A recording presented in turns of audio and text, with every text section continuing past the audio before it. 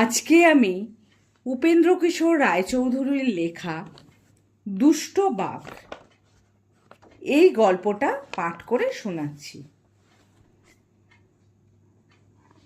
রাজার বাড়ির সিংহ দরজার পাশে লোহার খাঁচায় একটা মস্ত বাঘ ছিল। রাজার বাড়ির সামনে দিয়ে যত লোক যাওয়া আসা করত, বাঘ হাত জোর করে তাদের সকলকেই বলতো, একটিবার খাঁচার দরজাটা খুলে দাও না দাদা।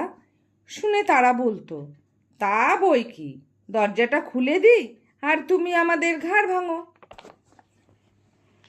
এর মধ্যে রাজার বাড়িতে খুব নিমন্ত্রণের ধুম লেগেছে। বড় বড় পণ্ডিত মশাইরা দলে দলে নিমন্ত্রণ খেতে আসছেন। তাঁদের মধ্যে একজন ঠাকুর দেখতে ভারী ভালো মানুষের মতো ছিলেন। বাঘ এই ঠাকুরমশাইকে বারবার প্রণাম করতে লাগলো। তা দেখে ঠাকুরমশাই বললেন, আহা, বাঘটি তো বড় লক্ষ্মী, তুমি কি চাও বাপু? বাঘ হাত জোড় করে বললে, আজ্ঞে, একটিবার যদি এই খাঁচার দরজাটা খুলে দেন, আপনার দুটি পায়ে পড়ি। ঠাকুরমশাই কিনা বড্ড ভালো মানুষ ছিলেন, তাই তিনি বাঘের কথায় তাড়াতাড়ি খাঁচার দরজা খুলে দিলেন। তখন হতভাগা বাঘ হাসতে হাসতে বাইরে এসেই বললে, ঠাকুর, তোমাকে তো খাবো। আর কেউ হলে হয়তো ছুটে পালাতো, কিন্তু এই ঠাকুরটি ছুটতে জানতেন না। তিনি ভারী ব্যস্ত হয়ে বললেন, এমন কথা তো কখনো শুনিনি। আমি তোমার এত উপকার করলাম আর তুমি বলছো কি না আমাকে খাবে? এমন কাজ কি কেউ কখনো করে? বাঘ বললে, করে বই কি ঠাকুর, সকলেই তো করে থাকে। ঠাকুরমশাই বললেন, তা কখনোই না। চলো দেখি তিনজন সাক্ষীকে জিজ্ঞেস করি, তারা কি বলে। বাঘ বললে, আচ্ছা চলুন, আপনি যা বলছেন সাক্ষীরা যদি তাই বলে, আমি আপনাকে ছেড়ে দিয়ে চলে যাব। আর যদি তারা আমার কথা ঠিক বলে, তবে আপনাকে ধরে খাবো। সাক্ষী খুঁজতে দুজনে মাঠে গেলেন। দুই ক্ষেতের মাঝখানে খানিকটা মাটি উঁচু রেখে চাষিরা একটি ছোট পথের মতন করে দেয়, তাকে বলে আল। ঠাকুরমশাই সেই আল দেখিয়ে বললেন, এই আমার একজন সাক্ষী। বাঘ বললে, আচ্ছা, ওকে জিজ্ঞেস করুন, ও কি বলে। ঠাকুরমশাই তখন জিজ্ঞেস করলেন, ওহে বাপু আল, তুমি বলো দেখি, আমি যদি কারো ভালো করি সে কি উল্টে আমার মন্দ করে? আল বললে, করে বই কি ঠাকুর, এই আমাকে দিয়ে দেখুন না। দুই চাষার ক্ষেতের মাঝখানে আমি থাকি, তাতে তাদের কত উপকার হয়। একজনের জমি আর একজন নিয়ে যেতে পারে না, একজনের ক্ষেতের জল আর একজনের ক্ষেতে চলে যায় না। আমি তাদের এত উপকার করি, তবু হতভাগারা লাঙল দিয়ে আমাকেই কেটে তাদের ক্ষেত বাড়িয়ে নেয়। বাঘ বললে, শুনলেন তো ঠাকুর, ভালো করলে তার মন্দ কেউ করে কি না? ঠাকুরমশাই বললেন, রসো, আমার তো আরও দুজন সাক্ষী আছে।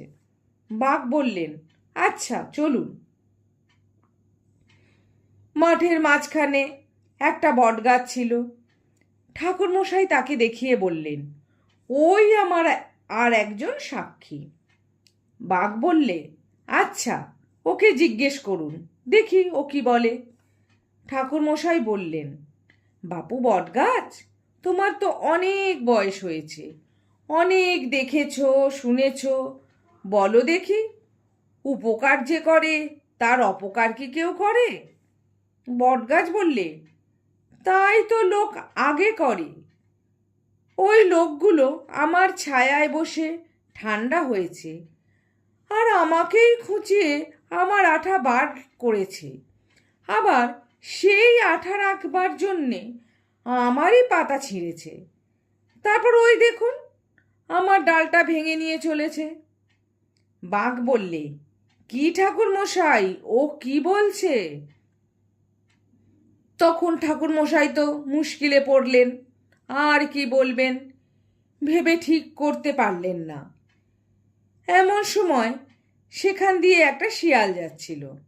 ঠাকুরমশাই সেই শিয়ালকে দেখিয়ে বললে, ওই আমার আর একজন সাক্ষী, দেখি ও কি বলে। তারপর তিনি শিয়ালকে ডেকে বললেন, শিয়াল পণ্ডিত, একটু দাঁড়াও, তুমি আমার সাক্ষী। শিয়াল দাঁড়ালো, কিন্তু কাছে আসতে রাজি হলো না। সে দূর থেকেই জিজ্ঞেস করলেন, সে কি কথা, আমি কি করে আপনার সাক্ষী হলুম? ঠাকুরমশাই বললেন, বলো দেখি বাবু, যে ভালো করে তার মন্দ কি কেউ করে? শিয়াল বললে, কার কি ভালো কে করেছিল আর কার কি মন্দ কে করেছে শুনলে তবে বলতে পারি।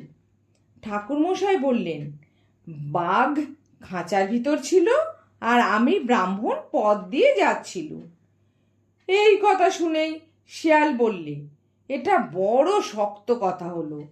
সেই খাঁচা আর সেই পথ না দেখলে আমি কিছুই বলতে পারবো না।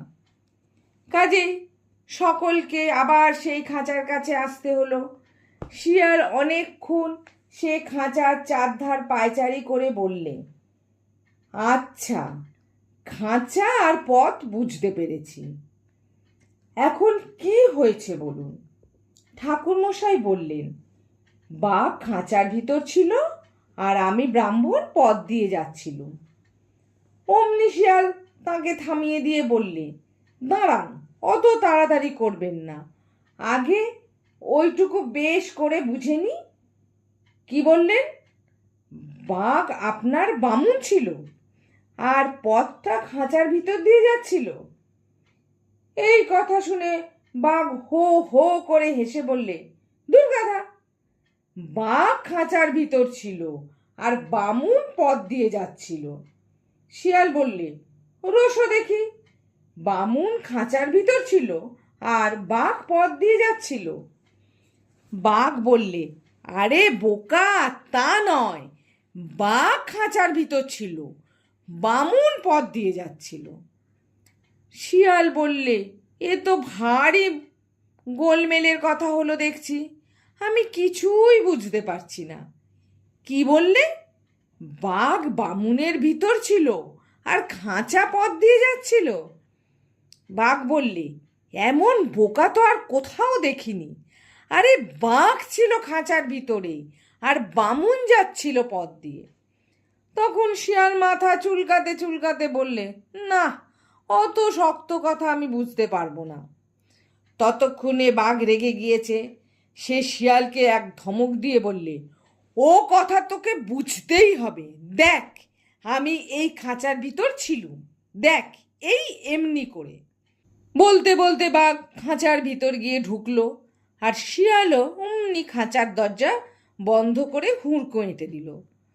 তারপর শিয়াল ঠাকুরমশাইকে বলল, ঠাকুরমশাই, এখন আমি সব বুঝতে পেরেছি। আমার সাক্ষী যদি শুনতে চান, তবে তা হচ্ছে এই যে দুষ্ট লোকের উপকার করতে নেই, কাজেই বাঘমামার জিত। এখন আপনি শিগগির যান, এখনো ফলার ফুরোয়নি। বলে শিয়াল বনে চড়তে গেল আর ঠাকুরমশাই ফলার খেতে গেলেন।